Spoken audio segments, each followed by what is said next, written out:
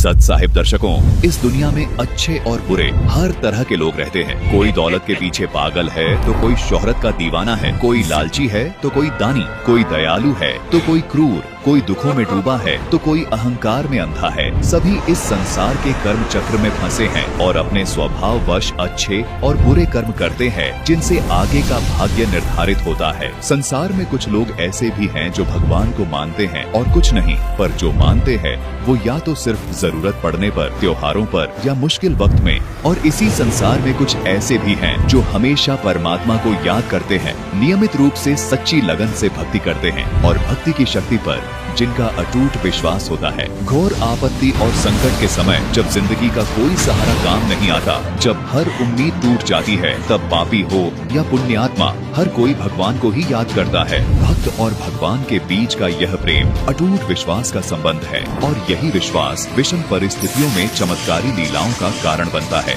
जो संसार के लिए अद्भुत और अकल्पनीय उदाहरण बन जाता है और अमर लीलाओं के रूप में युगों युगों तक प्रेरणा का दिव्य स्रोत बन जाता है, जिससे हर युग में लोग ईश्वर पर अटूट विश्वास करने के लिए प्रेरित होते हैं। हर भक्त के जीवन में संकट का बुरा वक्त उसकी परीक्षा का समय होता है। उस कठिन समय में परमात्मा अपने भक्त की प्रतिक्रिया देखता है, उसे निरखता है, उसके विश्वास को परखता है और जब भक्त इस परीक्षा में खरा उतरता है, अपना सब कुछ उस परमात्मा पर न्यौछावर कर देता है, तब परमात्मा उसके लिए वो कर दिखाते हैं जो कोई सोच भी नहीं सकता। नुक्ते ऊपर रीझे गाए, करोड़ कर्म चल जा तुम्हारे। अपने उस प्यारे भक्त के लिए परमात्मा एक पल में ऐसे चमत्कार कर देता है जिसे देखकर सुर, नर, मुनि, गण, गंधर्व, ईश और संपूर्ण देवी देवता सहित सभी लोकों के प्राणी नतमस्तक हो जाते हैं। प्रहलाद जैसे सच्चे भक्त के लिए कभी खंभे को चीरकर नरसिंह रूप धारण किया, कभी भरी सभा में द्रौपदी की लाज बचाई और राम जी की सहायता कर रावण का वध करवाया, कभी अप्रत्यक्ष अदृश्य रूप से अपने भक्तों को मौत के मुंह से खींच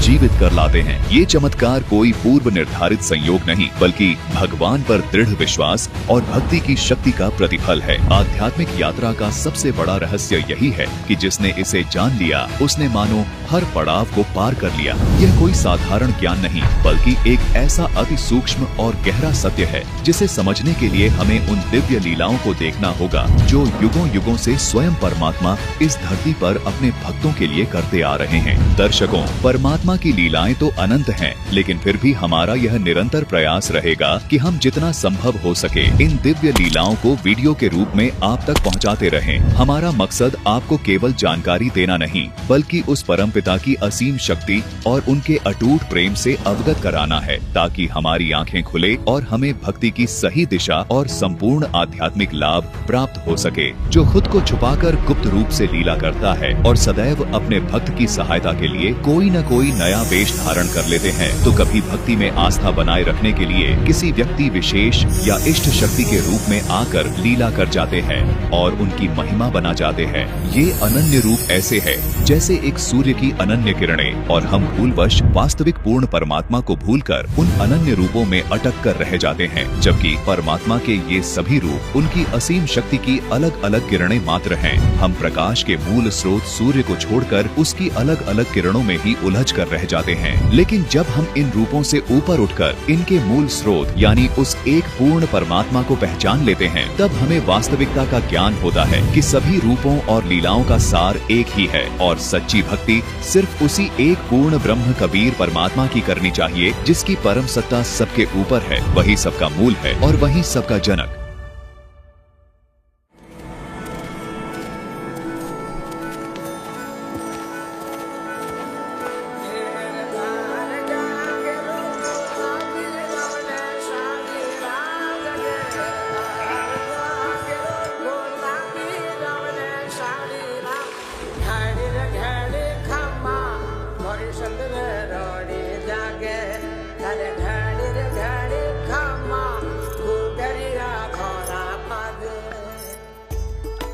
ये कहानी शुरू होती है राजस्थान के टोंक जिले के एक छोटे से गांव धुआं कला से, जहां रहते हैं एक जाट किसान और पशुपालक रामेश्वर जी और उनकी पत्नी रेवा देवी। दोनों ही अत्यंत धार्मिक और दयालु स्वभाव के दंपति थे।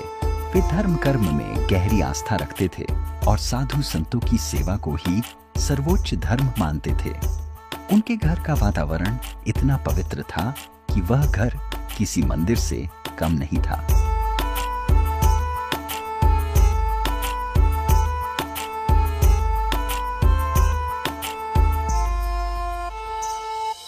श्रीशालिग्राम स्तोत्रम विनियोगः। ओम अस्य श्रीशालिग्राम स्तोत्र मंत्रस्य श्री भगवान ऋषिः नारायणो देवता अनुष्टुप छंदः श्रीशालिग्राम स्तोत्र मंत्र जपे विनियोगः।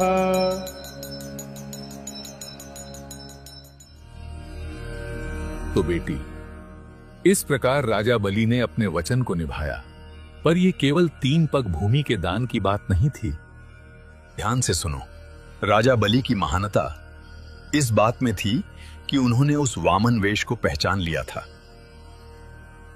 कि वामन रूप में उनके द्वार पर कोई साधारण याचक नहीं, बल्कि साक्षात भगवान खड़े हैं। यह है सच। नारायण किस रूप में आकर मिल जाएं, ये कोई नहीं जानता। राजा बलि ने समझदारी दिखाई कि जब स्वयं ईश्वर कुछ मांगने आए तो अपना सर्वस्व ही न्यौछावर कर देना चाहिए। बेटी, तीनों लोकों में दानी का दर्जा सबसे ऊंचा है। लेकिन बेटी, एक विशेष बात सदा याद रखना। सभी प्रकार के दान में अन्नदान सर्वश्रेष्ठ है और सर्वाधिक पुण्यदायी है, क्योंकि अन्न से ही जीवन चलता है। अन्न ही जीवन का आधार है।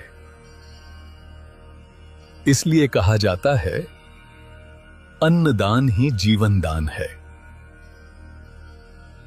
भूखे को अन्न का दान देना मानवता का सर्वोच्च धर्म है।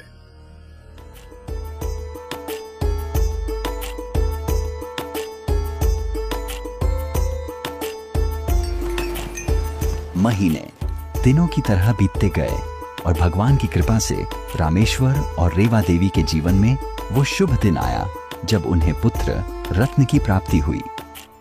घर में खुशी का माहौल था।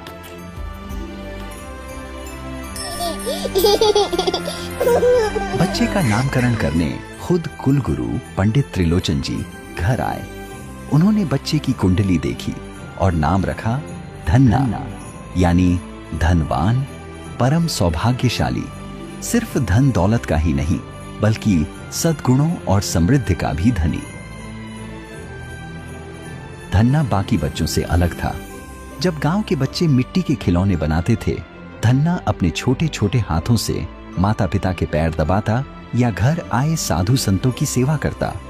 उस नन्हे बालक के सद्गुणों को देखकर ऐसा लगता था जैसे ये गुण उसके अपने पिछले जन्मों के शुभ आचरण का प्रभाव थे।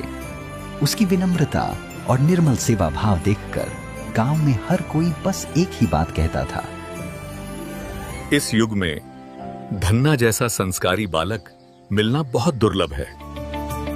जब कुलगुरु त्रिलोचन नाथ रामेश्वर जी के घर आए तो 5 वर्ष के बालक धन्ना ने देखा कि आसपास के लोग भी उनके दर्शन को आने लगे और उनके आगमन से ही सभी उनकी सेवा में लग गए।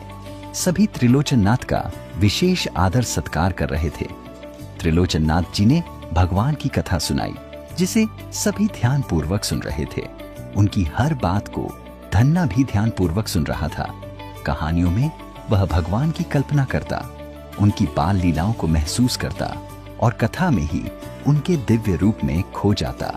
कुलगुरु त्रिलोचन नाथ से धन्ना बहुत प्रभावित हुआ और उनकी हर क्रिया को ध्यान पूर्वक निरखने लगा। अगली सुबह धन्ना भी समय से स्नान करके कुलगुरु के पास गया और दूर बैठकर उनकी पूजा को ध्यान पूर्वक देखने लगा।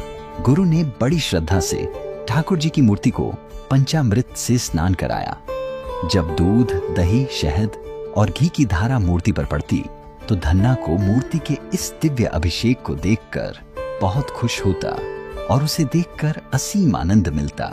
त्रिलोचन नाथ जी ने फिर ठाकुर जी की मूर्ति को साफ वस्त्र पहनाए, माथे पर चंदन का तिलक लगाया और गले में माला पहनाई। धन्ना प्रतिदिन इसी प्रकार मंत्र मुग्ध होकर यह सब देखता रहा। पूजा की यह संपूर्ण विधि धन्ना के मन को बहुत अच्छी लगने लगी और नन्हा बालक धन्ना इससे बहुत प्रभावित हुआ। देखते ही देखते समय कैसे बीत गया पता ही नहीं चला। आज वह घड़ी आ गई थी जब पंडित त्रिलोचन नाथ जी को अपनी आगे की यात्रा के लिए निकलना था। उन्होंने भारी मन से धन्ना के पूरे परिवार से विदा लेने की इच्छा व्यक्त की। जैसे ही पंडित जी के जाने की बात धन्ना को पता चली, धन्ना बहुत दुखी हो गया। वह रोने लगा।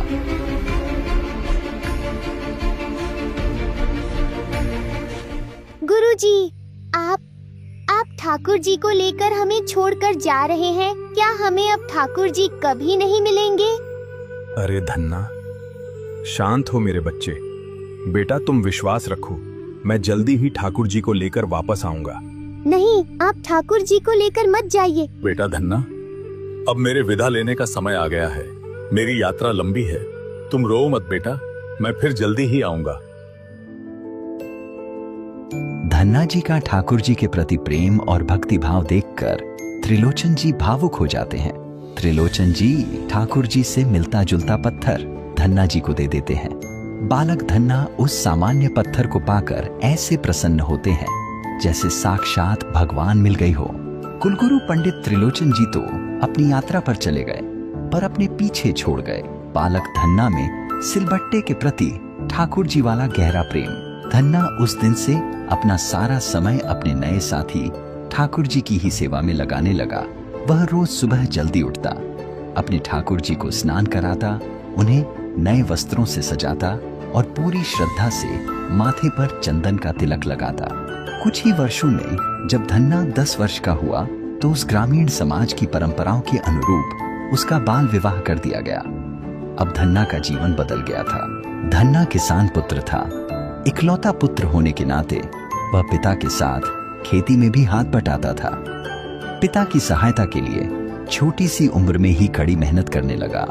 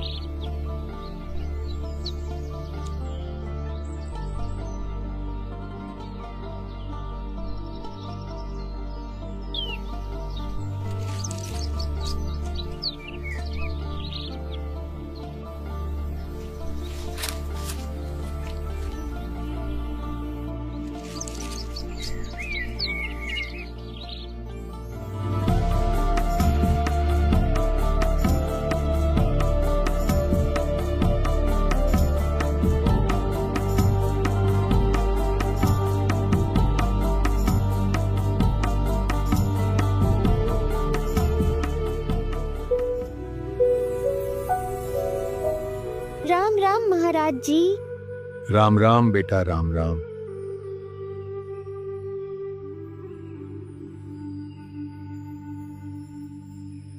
बेटा, मैंने एक मतीरा देखा जो बहुत मोटा और अच्छा है, वो मुझे खिला दे। महात्मा जी, यह तो मैं आपको नहीं खिला सकता। यह तो मैंने अपने भगवान श्री कृष्ण जी के लिए संभाल कर रखा है। और हर फसल का पहला फल मदिरा, जो सबसे स्वादिष्ट और स्वस्थ होता है, वह अपने भगवान के लिए मंदिर में चढ़ाता हूँ। आप इस फल को छोड़कर और कोई भी फल खा सकते हैं। बेटा, आप इसे मंदिर में कब चढ़ाओगे? मैं आज महाराज जाने ही वाला था। बहुत अच्छा है, चलो आप, हम भी देख लेंगे, हमारे भी संस्कार बनेंगे और हम भी माथा टेक लेंगे। हाँ जी, चलते हैं।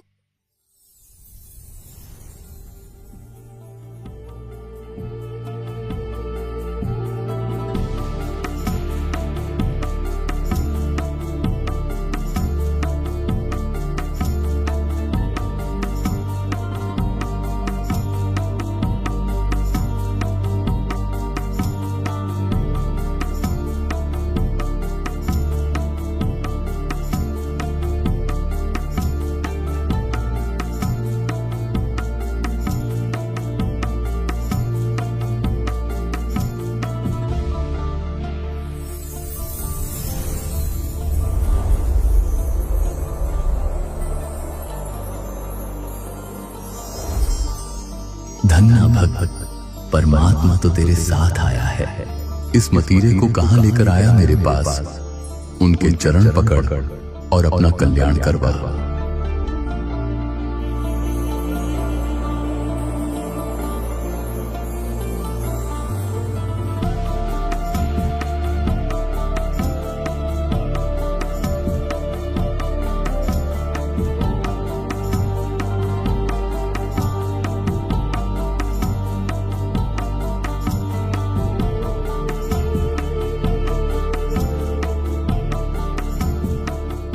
यह अद्भुत लीला दिखाने के बाद परमात्मा बालक धन्ना को एकांत में ले जाकर ज्ञान समझाने लगे। धन्ना बेटा, क्या तुम जानते हो तुम्हें ये मानव जीवन क्यों मिला है? नहीं महाराज जी। ये मनुष्य जीवन बहुत दुर्लभ है। प्रत्येक जीव को ये मनुष्य जीवन भक्ति करने के लिए, शुभ कर्म करके मोक्ष प्राप्त करने के लिए मिलता है। मोक्ष क्या होता है महाराज जी? मोक्ष अर्थात इस जन्म मरण के चक्कर से हमेशा के लिए मुक्त हो जाना, उस परम सनातन धाम को प्राप्त करना, जहां जाने के बाद प्राणी कभी लौटकर संसार में वापस नहीं आता। लेकिन अगर इस जन्म में सद्गुरु नहीं मिला तो मोक्ष कभी नहीं मिल सकता, और मोक्ष नहीं हुआ तो जानते हो फिर अगले जन्म में क्या होगा? क्या होगा महाराज जी? फिर पीछे नर से तू पशुआ कीजिए, गधा बैल बनाई। ये 56 भोग कहां मन बौरे, कहीं कुरड़ी चरने जाई, फिर पशु पक्षी बनना पड़ेगा। गधा या बैल की भी जूनी भोगनी पड़ेगी। तब ये जो तुम अच्छे अच्छे पकवान खाते हो, ये सब कहां मिलेंगे? तब तो कचरे के ढेर पे जाकर घास चरनी पड़ेगी। महाराज जी, क्या मुझे भी अगले जन्म में गधा बनना पड़ेगा? बेटा, अगर तुम नाम दीक्षा लेकर भक्ति करोगे और मेरे बताए रास्ते पर चलोगे तो ना तो तुम्हें गधा बनना पड़ेगा और ना ही अन्य पशु पक्षियों की योनि में जाना पड़ेगा। ये संसार जिसमें तुम रह रहे हो ये अच्छा नहीं है। सभी लोग यहां आंख बंद करके निश्चिंत बैठे हैं, पर उन्हें नहीं पता वे किस कसाई के लोक में रह रहे हैं। वे नहीं जानते इस संसार का मालिक कौन है। वो कौन है महाराज जी? इस लोक का मालिक है काल ब्रह्म, जिसने यह सर्व जाल बिछाया है। ये काल हर दिन 1 लाख मनुष्यों को खाता है। जितने भी प्राणी हैं, ये सभी आत्माएं इस काल कसाई के जाल में फंसे हुए हैं। काल ने हमें उलझाने के लिए दुनिया में बहुत सारे नकली पंथों और झूठे गुरुओं के जाल में उलझा रखा है। महाराज जी, मेरे पास तो सतगुरु नहीं है, तो क्या काल मुझे भी खाएगा? क्या हम इस काल के लोक से बाहर निकलकर सतलोक जाने का कोई रास्ता नहीं? क्या भगवान हमें काल से बचाने नहीं आएंगे? बेटा, पूर्ण परमात्मा बहुत दयालु हैं। खुद ही संत या सतगुरु का रूप लेकर आता है, वो अपनी प्यारी आत्माओं को काल के जाल से निकालने के लिए ऊपर के लोक सतलोक से चलकर खुद नीचे आते हैं। वेद भी कहते हैं कि पूर्ण परमात्मा आकर अच्छी आत्माओं से मिलते हैं, उन्हें सत भक्ति का रास्ता दिखाते हैं साधु संत या फकीर के रूप में कवियों की तरह अपने मुख से अमृतवाणी बोलते हैं, जिसे गूढ़ ज्ञान और तत्व ज्ञान कहते हैं। वो ज्ञान इतना गहरा होता है कि संसार का समस्त ज्ञान उस ज्ञान आगे फीका पड़ जाता है।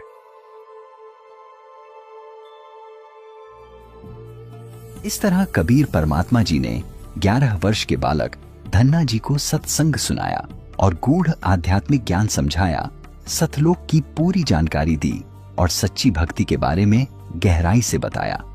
फिर परमात्मा कबीर साहिब जी ने धन्ना जी को प्रथम मंत्र उपदेश दिया और फिर परमात्मा जी ने आशीर्वाद देते हुए कहा, धन्ना बेटा, सतगुरु की शरण तुझे प्राप्त हो गई है। अब सत्य साधना रूपी सौदा कर ले। बेटा, आजीवन मर्यादा में रहकर भक्ति करना, मेरा आशीर्वाद हमेशा तेरे साथ रहेगा।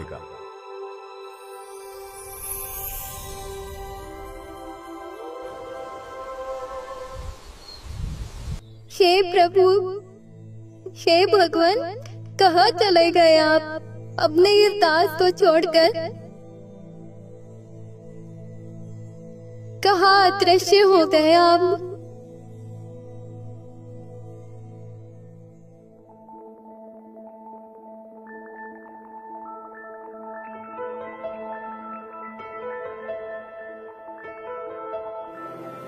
नारायणाय नमो नमः, वासुदेवाय नमो नमः। आज तुमने दिए दर्शन अपने प्रिय, हर पल हर दिशा तुम बसे।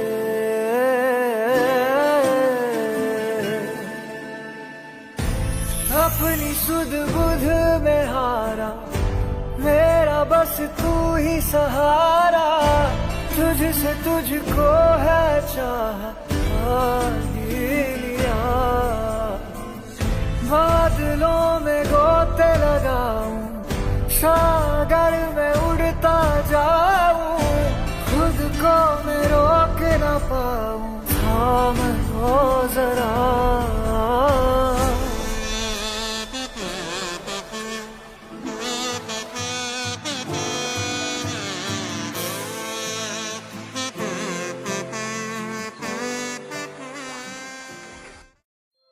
साक्षात परमात्मा स्वयं प्रकट होकर धन्ना के पास आए और पहली बार परमात्मा ने उससे कुछ मांगा। भगवान ने स्वयं खाने के लिए उस सिर्फ एक मतीरा मांगा था, वो भी उसने परमात्मा को देने से मना कर दिया। धन्ना रह रह कर याद करता और उसका हृदय आत्मग्लानि से तार तार हो जाता कि वो परमात्मा की सेवा का अवसर चूक गया, समय पर परमात्मा को पहचान न सका और तब उनके मांगने पर भी उन्हें मतीरा न दिया। उस दिन के बाद धन्ना हर साधु संत में परमात्मा को ढूंढता। जो भी साधु संत धन्ना को मिलते, धन्ना उनको सब कुछ न्योछावर कर देता। ऐसे वर्ष बीतते गए और धन्ना युवा हो गया।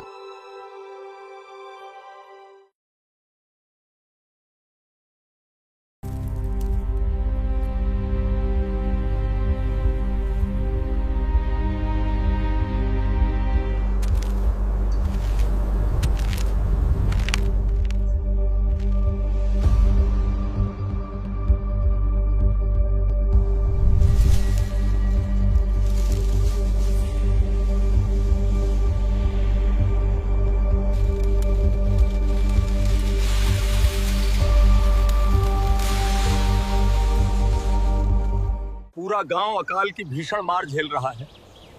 पूरे गांव पर ऐसी विपदा आन पड़ी है कि इसका कहीं कोई समाधान दिखाई नहीं पड़ता।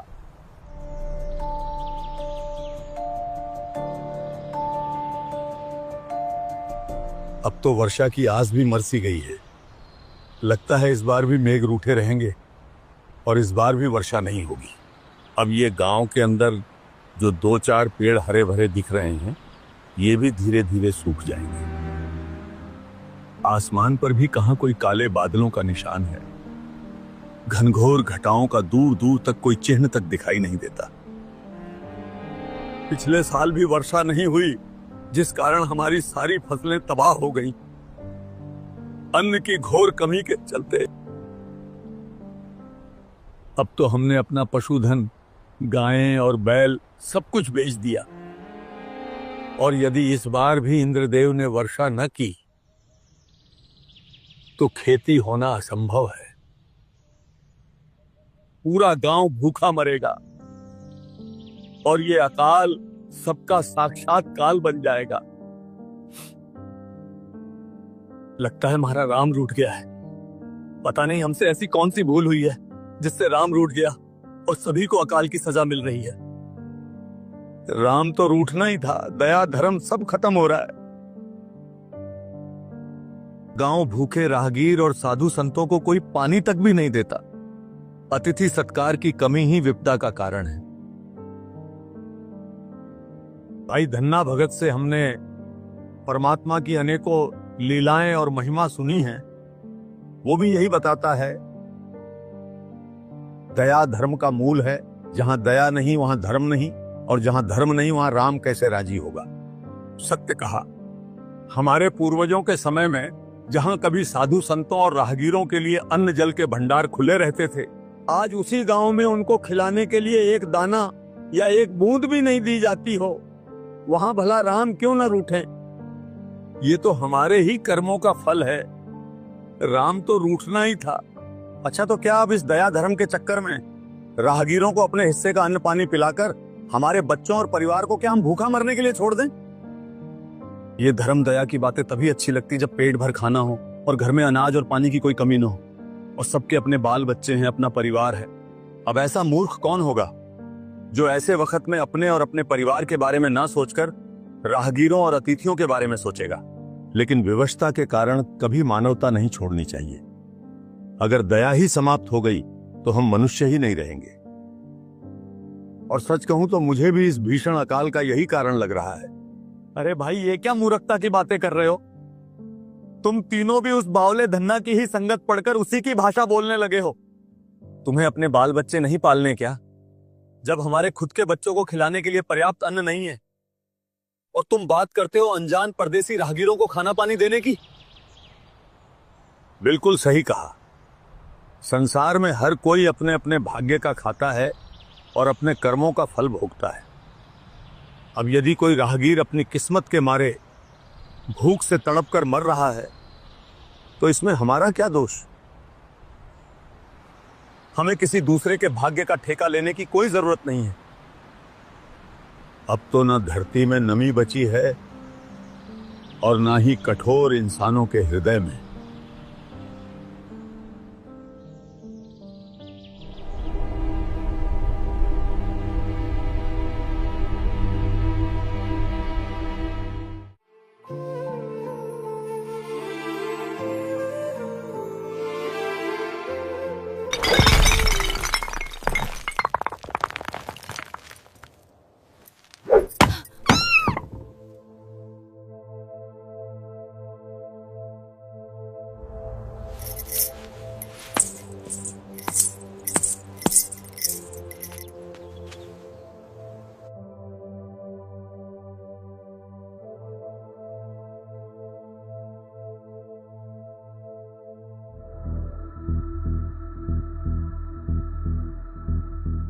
अरे साधु महाराज, आज तुम्हारा भजन खत्म होगा या नहीं? तुम्हें कुछ होश भी है? इस वर्ष भी बारिश नहीं हुई है। लोग तो इस चिंता में हैं कि आगे अन्न का इंतजाम कैसे होगा, क्या करेंगे, परिवार को क्या खिलाएंगे। और तुम यहाँ मोती की माला रगड़ रहे हो। क्या ये माला खेत में जाकर बिना पानी के फसल उगा देगी? भगवान परमात्मा जो चाहे वो कर सकता है। मौला जल से थल कर देत, थल से जल कर देत। एक बार तुम उस परमात्मा पर पूर्ण विश्वास करके तो देखो। अच्छा रहने दो, अपना ज्ञान अपने पास रखो। घर चलाने के लिए तुम्हें जोड़ना तो आता नहीं, बस उजाड़ना आता है। तुम्हारे खुद के घर में पर्याप्त अन्न नहीं, और तुमने उस दिन जब वो भूखा भिखारी आया और तुमने मेरी मेहनत की बनी रोटियों में से भी 2 रोटी उठाकर उसे दान करके आ गए। तुम तो मुझे और मेरे बच्चों को भूखा मार दोगे। तुम्हारी ये दानवीरता हमें एक दिन कंगाल बनाकर रख देगी। दान धर्म से कभी किसी का कुछ नहीं घटता भगवान। धर्म से ही तो कर्म बनते हैं और धर्म से ही सबका पेट भरता है। तुम्हारा धर्म तुम्हारे पेट में जाता है क्या? मैं पूछती हूँ, जब मैं तुमसे नए नए कपड़े या गहने मांगती हूँ तब तुम्हारा धर्म कहाँ जाता है? तुम्हारे माँ बाप के जाने के बाद मैंने आज तक कभी चांदी का कंगन तक नहीं देखा, क्योंकि तुम्हारा ईश्वर प्रेम खत्म ही नहीं होता। तुम हमेशा धन और आभूषण की बात क्यों करती हो? शांति से क्यों नहीं रहती? तुम अपना बचा हुआ धन भी साधु संतों में बांट देते हो। मेरे लिए तुम्हारे पास कुछ नहीं बचता। बताओ, कभी कोई गहना बनवा कर दिया है तुमने मुझे? मेरे और मेरे बच्चों के लिए तुम्हारे पास है ही क्या? तुम्हारे पास तुम्हारा सारा समय और बाकी सब कुछ सिर्फ तुम्हारे भगवान के लिए, हमारे लिए कुछ नहीं है। अपने सामर्थ्य अनुसार तुम्हारी और बच्चों की हर जरूरत पूरी करता हूँ। हाँ हाँ, आकर बस अंधेरे में अपनी माला फेरते हो। ऐसा लगता है जैसे तुमने मुझसे नहीं बल्कि इस माला से विवाह किया है। तुम्हें हमारे सुख से नफरत है। तुम तो दुनियादारी तक नहीं समझते। तुम्हारा सीधापन नहीं, तुम्हारा पाखंड है। कुछ नहीं रखा इस भक्ति में, छोड़ दे। जो कुछ मिलेगा कर्म करने से मिलेगा। कुछ नहीं रखा इस भगवान के नाम में। 1 साल से खेतों की मिट्टी फट रही है, कुएं सूख गए हैं, और तुम यहाँ आंखें मूंद कर हाथ पे हाथ धरे माला करते रहो। क्या तेरी माला के मनके हमारे बच्चों को अन्न खिलाएंगे? बस भी करो अब भगवान, शांत हो जाओ। इस घोर संकट में भगवान की महिमा ही सहारा है। हमें धैर्य रखना चाहिए। जब राम चाहेंगे तो वर्षा अवश्य होगी। अब तुम्हें कौन समझाए? भगवान का विधान दान, धर्म और भक्ति करने से ही घर में बरकत आती है। बरकत? कैसी बरकत? गांव की हर स्त्री के गले में आज चांदी की हसली है, और मेरे गले में क्या है? तुम्हारी दानवीरता का बोझ। तुमने सारा पैसा उन साधुओं को दे दिया जो तुम्हें ज्ञान का उपदेश देते फिरते हैं, और मेरे लिए कभी एक कांच की चूड़ी तक नहीं लाए। भगवान, आभूषणों लेकर क्या करोगी? संकट में सिर्फ भगवान साथ देते हैं, आभूषण नहीं। परमात्मा के ज्ञान को समझो। इन आभूषणों से कोई लाभ नहीं। सिर्फ अच्छे कर्म, भक्ति और दान, धर्म ही असली आभूषण है। जिस लोक में हम रह रहे हैं, यहाँ एक पल में कब मृत्यु हो जाए कुछ नहीं पता। ये आभूषण, ये कपड़े, घर परिवार यही धरे के धरे रह जाएंगे। साथ जाएगा तो सिर्फ भक्ति, धन और धर्म कर्म का पुण्य। इसलिए हमें सादा जीवन जीकर भक्ति, दान और धर्म करना चाहिए। बस बस रहने दो। तुमसे शादी करके तो मेरे भाग ही फूट गए हैं। तुम तो उस कीकर के पेड़ की तरह हो जो बिना पानी के खड़ा है पर किसी काम का नहीं।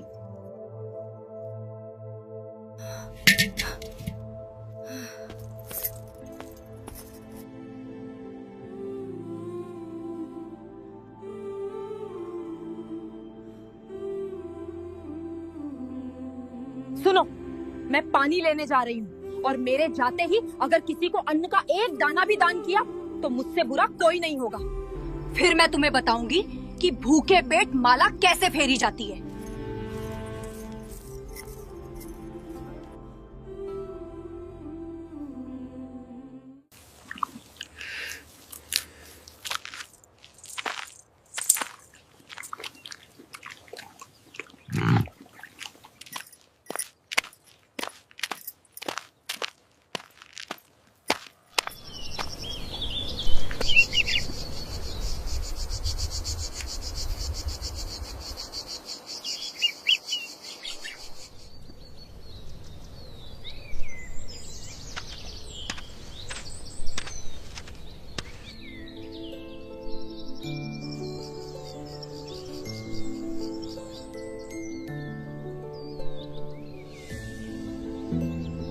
राम राम धन्ना भाई, राम राम।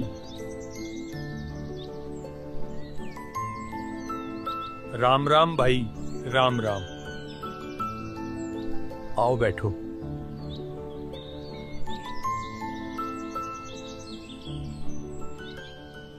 अरे धन्ना भाई, आज तो बस पूछो मत क्या हुआ। अब तो ऐसा समय आ गया कि बस सिर्फ कुछ वरिष्ठ बुजुर्गों को छोड़कर सब में इंसानियत मर ही गई है। कोई दया धर्म करके राजी नहीं।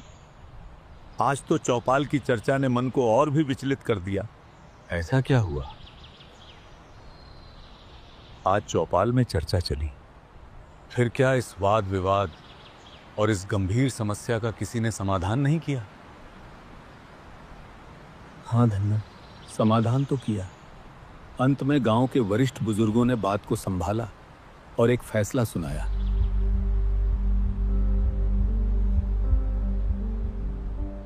हर तरफ स्वार्थ का बियाबान पसरा है। हमारे पूर्वज बताया करते हैं कि राम के रूठने पर ही अकाल पड़ते हैं।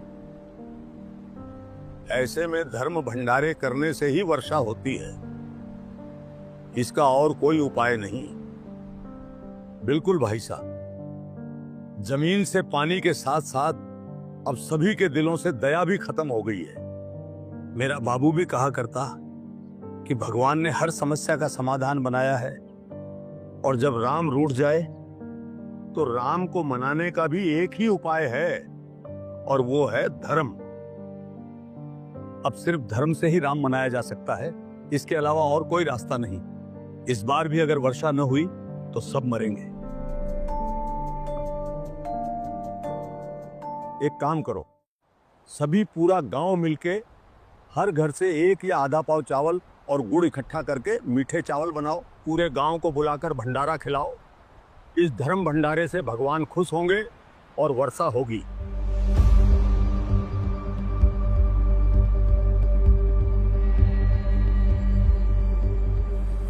चलो अच्छा हुआ, देर से ही सही, लेकिन चौपाल में भगवान की दया से सही फैसला हो गया। परमात्मा भी कहते हैं, चिड़ी चोंच भर ले गई, नदी न घट्यो नीर, दान दिए धन घटे नहीं, कह रहे साहेब कबीर। धन्ना बेटा, जो दान नहीं करते उनका भविष्य नरक बन जाता है। दान धर्म के अनुष्ठान यानी धर्म यज्ञ व अन्य यज्ञ करने से भक्ति ऐसे सफल होती है जैसे खेत में किसान बीज बोकर बाद में समय समय पर सिंचाई करता है,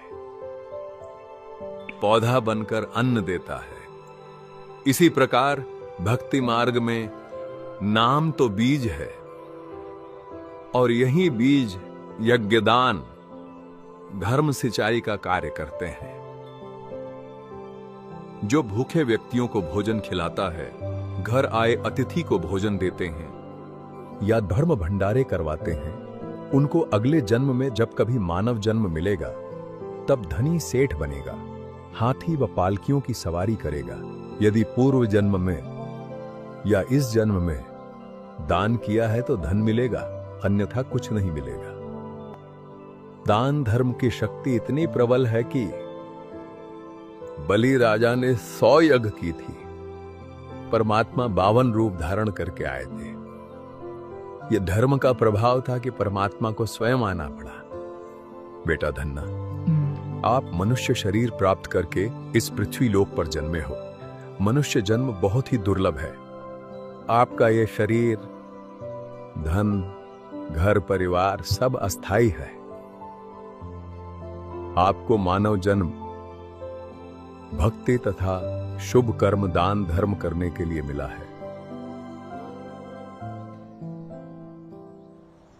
धन्ना भाई साहब, क्या आनंद आता है तुम्हारे साथ बैठकर परमात्मा की चर्चा सुनकर। सच कहूं तो ऐसा लगता है बस यहीं बैठे रहें और सुनते ही रहें। अरे भाइयों, हम चाहे जितना भी संतोष कर लें, पर यह जान लो कि हमारे गांव की यह स्थिति अब ज्यादा समय ठीक नहीं रह सकती। कब ये अकाल हमारा मृत्यु काल बन जाए, कुछ कहा नहीं जा सकता। जरा दूर दराज के इलाकों से आई खबरों पर भी ध्यान दे लो, जहां अकाल ने नहीं साक्षात काल ने तांडव मचाया है। सुना तो मैंने भी बहुत कुछ है कि बहुत बदतर हालत है। बड़े बड़े जमींदार भी दाने दाने को मोहताज हो रहे हैं, अन्न का एक दाना नहीं बचा। लोगों ने घास भी तोड़ तोड़ के खा ली, झाड़ झंखार कूट कूट के खाए, अब कहीं कोई कीकर या झाड़ियों तक का भी नामो निशान नहीं रहा। हाँ बिल्कुल, ये बहुत गहराई से सोचने वाली बात है। वे भी दुखी हैं जो नहीं करते, वे भी, चाहे कोई कितने ही देवी देवताओं, तीर्थों, मंदिरों को पूजता हो, व्रत रखता हो, कितनी ही भक्ति करता हो, कोई भी देवी देवता या कोई भी भगवान किसी की रक्षा क्यों नहीं करते?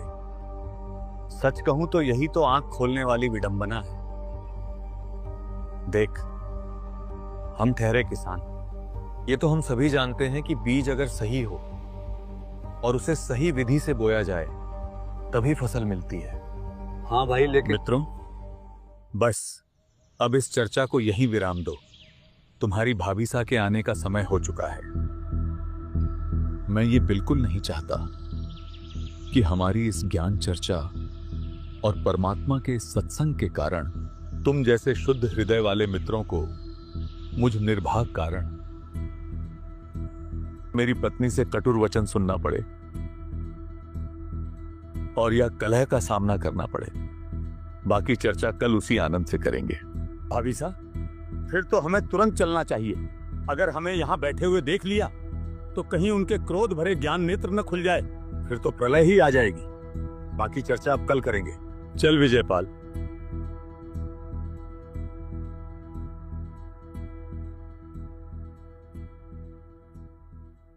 हाँ हाँ, चलते हैं। भगवान ने दया की और गांव के इस धर्म भंडारे से वर्षा हो गई तो आगे भी ऐसे ही आनंदमयी ज्ञान चर्चा करते रहेंगे। राम राम धन्ना भाई, अब हम चलते हैं। आगे भी ऐसे ही आनंदमयी ज्ञान चर्चा करते रहेंगे। राम राम धन्ना भाई। राम राम भाइयों।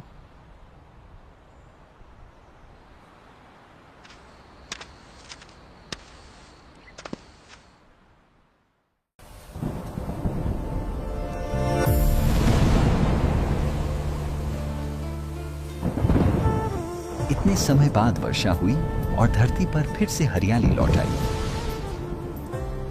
किसानों में खुशी की लहर छा गई। लोगों को अपने जीवन यापन का मौका मिल गया। इस बार किसानों को बीज बोने का अवसर मिला, और सिर्फ बीज बोने का अवसर नहीं, ये तो मानो गांव सहित पूरे क्षेत्र को जीवन दान ही मिल गया।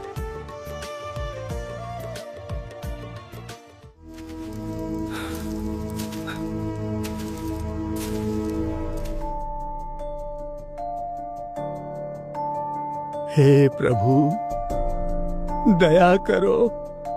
हे परमात्मा। न जाने ईश्वर कैसी परीक्षा ले रहा है। लगातार चलते चलते कई दिन हो गए, कहीं से अन्न का एक दाना भी नहीं मिला। यदि आज अन्न ना मिला तो अंत निश्चित है। हे प्रभु, यदि आप हमें जीवन देना मंजूर नहीं है तो हमें सहज मृत्यु दे दो प्रभु। हम तो तेरे नाम पर सब छोड़ कर निकले थे। हे परमात्मा, तेरे नाम पर तो दुख ही दुख है। ये भूख अब और सहन नहीं होती। इस भूख से शांति दो प्रभु, या हम भूखों को भोजन दो।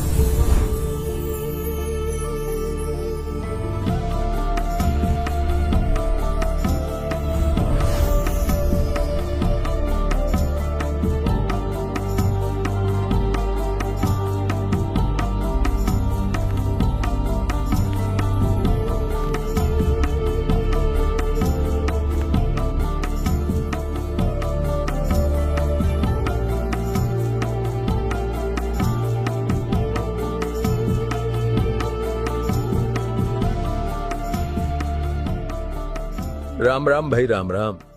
अरे काहे का राम महाराज, पेट में भूख की आग तन को जलाए जा रही है। 2 दिन से अन्न तो दूर, एक पत्ता भी गले से नीचे नहीं उतरा। लगता है अब तो इन इंसानों की तरह राम भी बेहरा हो गया है। विश्वास रखो संतो, साधु संत धीरज नहीं खोया करते और विपत्ति में ही भक्त की असली परीक्षा होती है। भूखा तो मैं भी हूं 2 दिन से, लेकिन मुझे पूर्ण विश्वास है, देर से ही सही, लेकिन मेरा राम मुझे अन्न अवश्य देगा।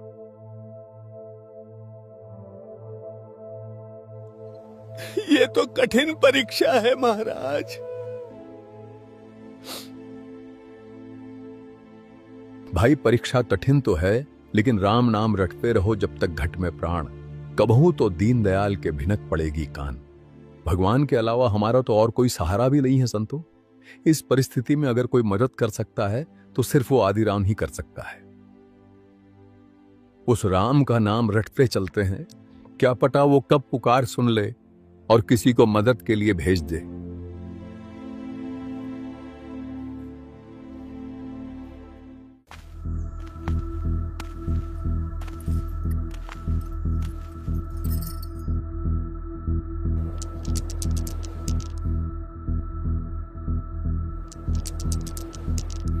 उठो अब, बैठे रहोगे क्या समाधि लगाए?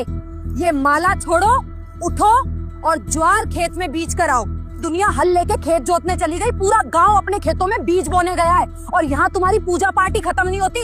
जब देखो तब सुबह सुबह से ही माला लेकर बैठ जाते हो। घर में खाने के लाले पड़े हुए हैं, लेकिन तुम्हें तो बस पुण्य कमाने की चिंता रहती है, अपनी पत्नी और बच्चों की कोई चिंता नहीं है। तुम्हें तो सिर्फ अपने दान धर्म और पूजा पाठ से मतलब है। तुम्हारा ये दान धर्म हमें भूखा मार देगा, कंगाल बना के छोड़ेगा। तुम्हें तो ना घर दिखता है ना बच्चे। अच्छा ठीक है भगवान, जाता हूँ।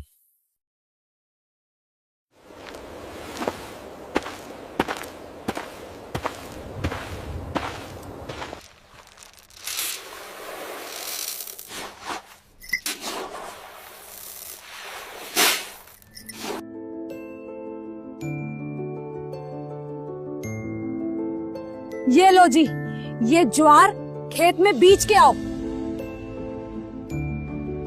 और मेरी बात कान खोल के सुन लो। ये ज्वार खेत में ही बीजनी चाहिए और इसे सिर्फ ज्वार मत समझना, हमारा और हमारे बालकों का जीवन है ये। अगर आज ज्वार न बीजी तो कल को बालक भूखे मरेंगे, समझे?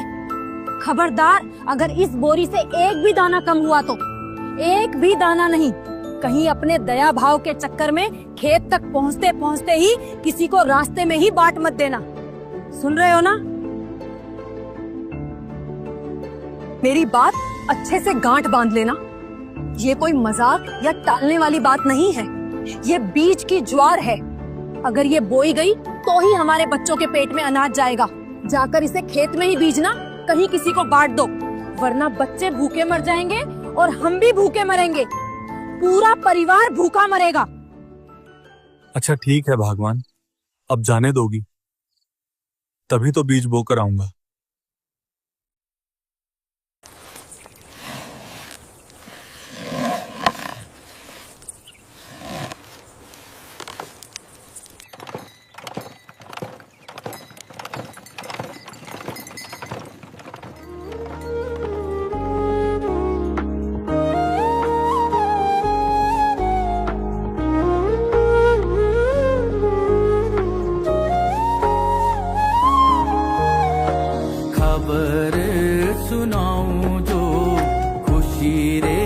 बताऊं जो आज मेरे पिया घर आएंगे, आज मेरे पिया घर आएंगे।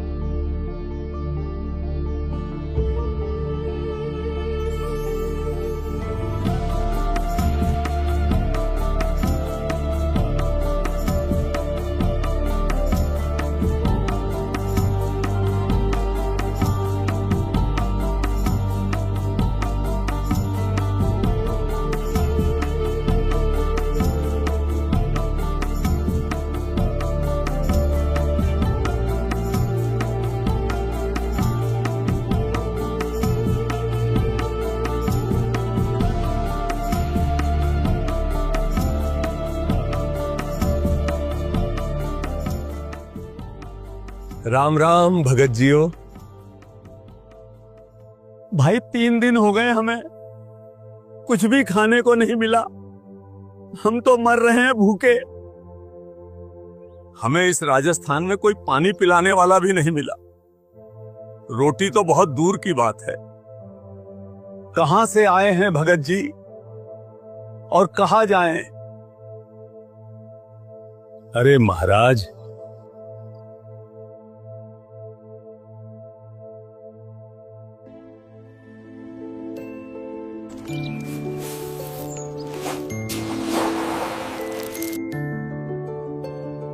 महाराज जियो, मेरे पास तो ये बीज की ज्वार है थोड़ी सी, ये देख लो आप। इसे खाकर अपनी भूख शांत कर लो।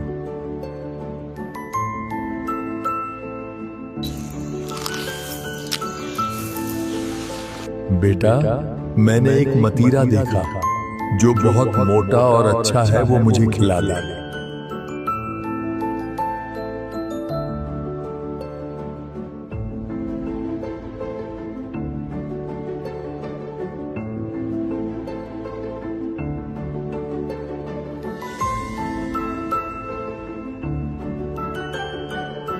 बेटा, भगवान तुम्हारा भला करे।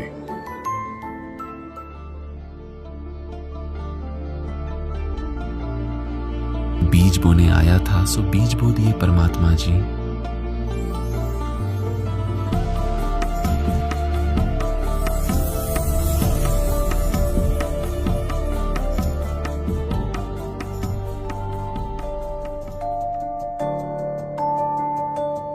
अब अगर मैं ज्वार बोने खेत नहीं गया और यदि किसी ने भी मेरी पत्नी को जाकर बता दिया तो बहुत झगड़ा करेगी, बड़ा भारी बखेड़ा खड़ा हो जाएगा। क्या करूं अब? ये ज्वार खेत में ही बीजनी चाहिए और इसे सिर्फ ज्वार मत समझना। हमारा और हमारे बालकों का जीवन है ये। अगर आज ज्वार न बीजी तो कल को बालक भूखे मरेंगे।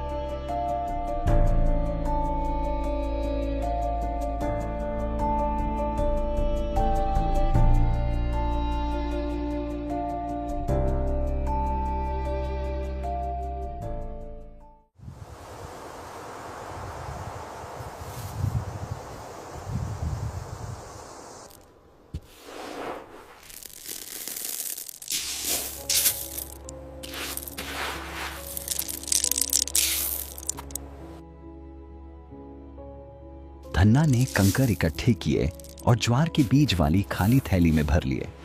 फिर बैलगाड़ी लेकर वह खेत की ओर चल पड़ा।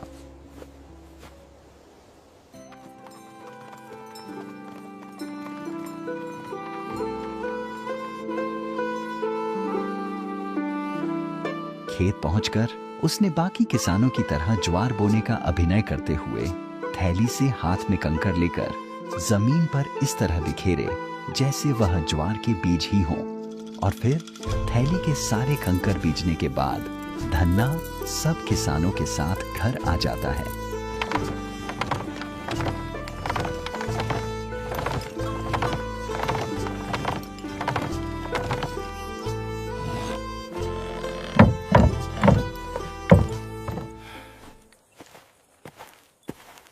बो दी ज्वार।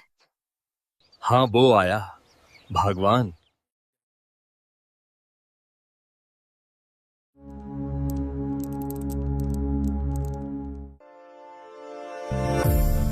ठीक 2 महीनों बाद जहां सबके खेतों में घुटनों तक ऊंची ज्वार की फसल लहरा रही थी, वहीं धन्ना का खेत, उसके खेत का तो हाल ही कुछ और था, जिसे देखकर हर कोई हैरान था।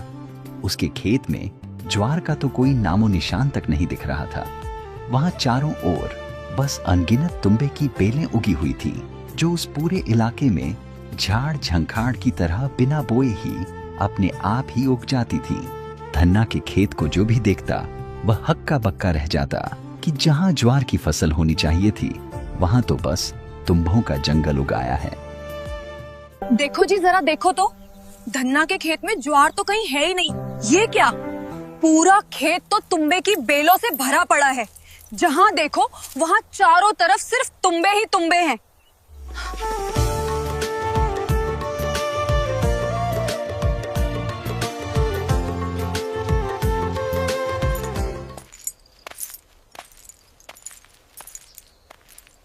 अरे भाभी साहब, आपने अपने खेत में ज्वार नहीं बोई थी क्या? क्या मतलब? आपके खेत में तुम्बों की बेलें उगाई, बीज भी नहीं डाला और देखो पूरा कुबाड़ उग गया। आपके खेत में इतने तुम्बे पड़े हैं कि बिना गिनती के। नहीं, ऐसा नहीं है। हमारे भगत जी ज्वार बोकर आए हैं। मैंने खुद उन्हें ज्वार की बीज दी थी बोने के लिए। ज्वार का तो एक पौधा भी नहीं है, मोटे मोटे अनगिनत तुम्बे उगे हुए हैं। जरूर भगत जी ने कर दी होगी गड़बड़, बीज भी कहीं दान में दे दिए। पहले एक बार खेत देख कर आऊं, फिर इन्हें तो बाद में बताऊंगी।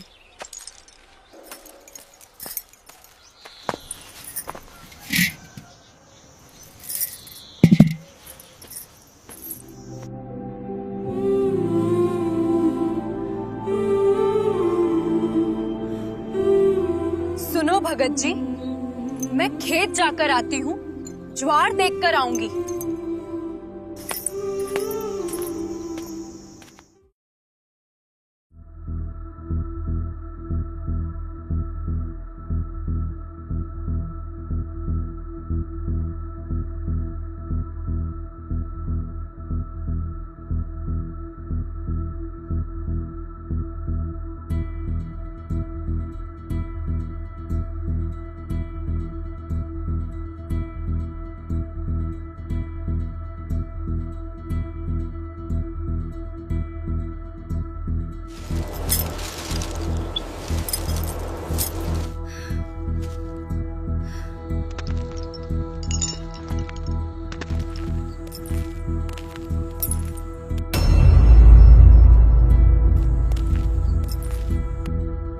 धन्ना भाई, आज तो तेरी खैर नहीं।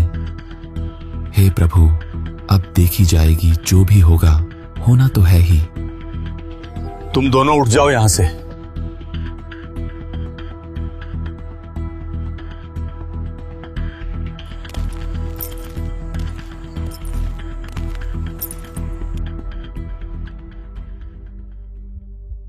आपने खेत में बीज की ज्वार बोई थी?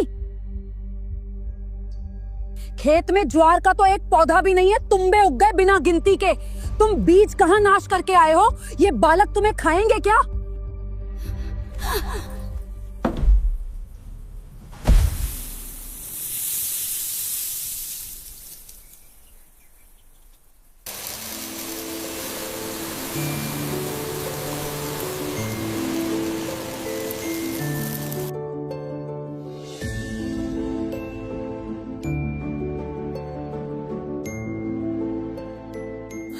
ये क्या हो गया?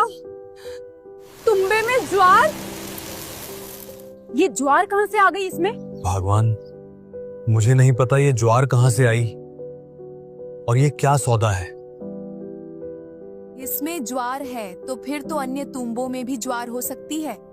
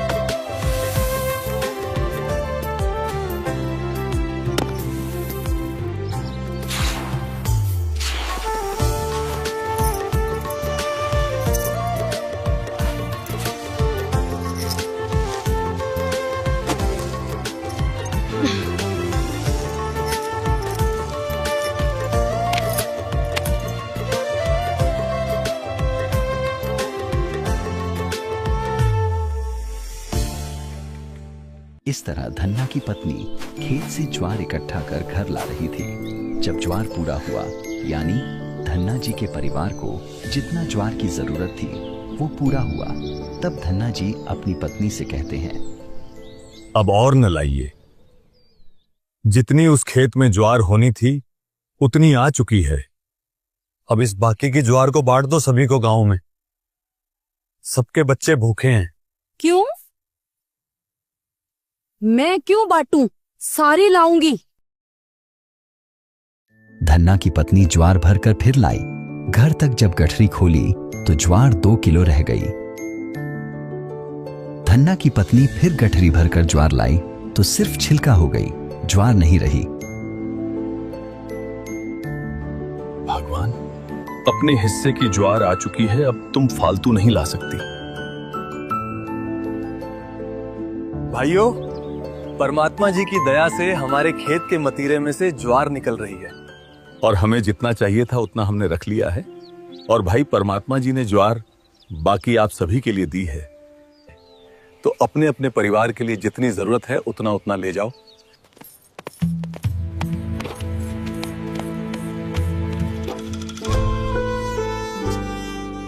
अन्य किसानों की फसल बारिश न होने से सूख गई और भगत धन्ना जी को इतनी अच्छी साफ सुथरी परमात्मा ने इतनी दे दी कि पूरा गांव भी तक गया ढोते ढोते, लेकिन शाम तक भी ज्वार खत्म नहीं हुई। धन्ना भक्त ने सब गांव वालों को लगभग 10-10 मन यानी 4-4 क्विंटल ज्वार बांट दी। उनके बच्चे भी भूखे थे। फिर अपने घर भी शेष ज्वार ले गए। उस दिन के बाद धन्ना जी की पत्नी भी सेवा में लग गई। दोनों का उद्धार हो गया। ये अनमोल ज्ञान जगत गुरु तत्वदर्शी संत रामपाल जी महाराज जी के सत्संगों का अंश मात्र है। आप संत रामपाल जी महाराज जी के मंगल प्रवचन संत रामपाल जी महाराज एप्लीकेशन पर भी सुन सकते हैं तथा उनके द्वारा लिखी पुस्तकें भी डाउनलोड कर सकते हैं।